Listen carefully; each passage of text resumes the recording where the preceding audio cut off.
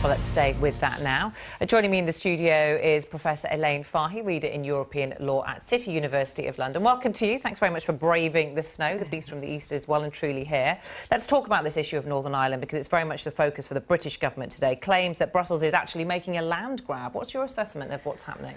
Well, it's a very interesting state of affairs now. We have legal text to try to put meat on the agreement of the joint report of December 2017. All of a sudden now we see a big question about will Northern Ireland remain in the EU customs union, and can this idea of full regulatory alignment between the north and south of Ireland actually be put into legal text? And what's your assessment? I mean, can it? What's going to happen? Because there's still so much to try and sort out with this really thorny issue. It's become a real stumbling block, hasn't it?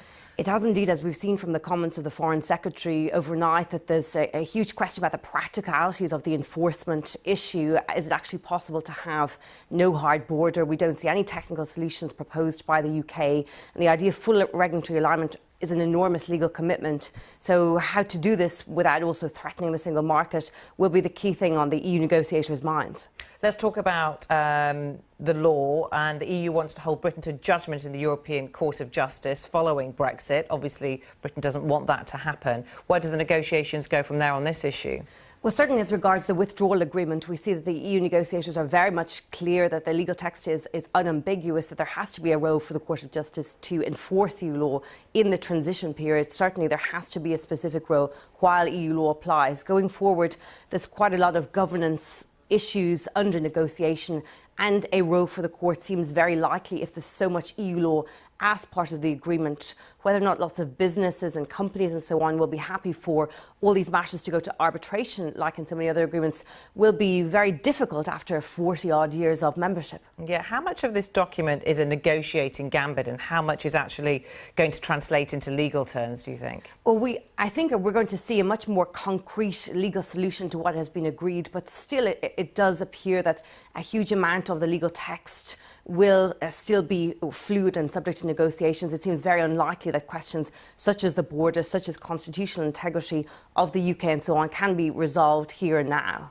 Yeah, meanwhile, trade. We still don't know what's going to happen with trade. We're expecting to hear from the Prime Minister in a couple of days' time more on this. But as time ticks away, it's almost unbelievable, but there isn't more more to discuss on this issue. Well, there's huge uncertainty over this, and the UK's position seems to consistently be to want to leave the customs union despite calls for business and industry otherwise.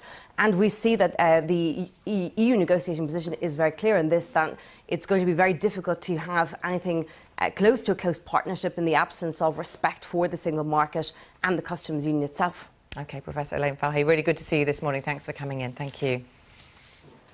Here is our briefing on some of the key events happening later. The European Court of Justice will decide whether the UK is able to exclude a Polish national working in Britain receiving employee rights. The Marjorie Stoneman Douglas High School will reopen 2 weeks after 17 people were killed in a shooting in Florida. And President Putin meets Russian Olympians at the Kremlin after their performance under a neutral flag in South Korea was overshadowed by doping scandals. Now, this year will mark 100 years since the end of the First World War. Remembrance events will take place around the world, but organisers face a challenge of connecting new generations to those who lost their lives a century ago. Silhouettes representing fallen soldiers will appear around the UK later this year. It's been inspired by the success of another striking remembrance project from 2014, as our correspondent Robert Hall reports.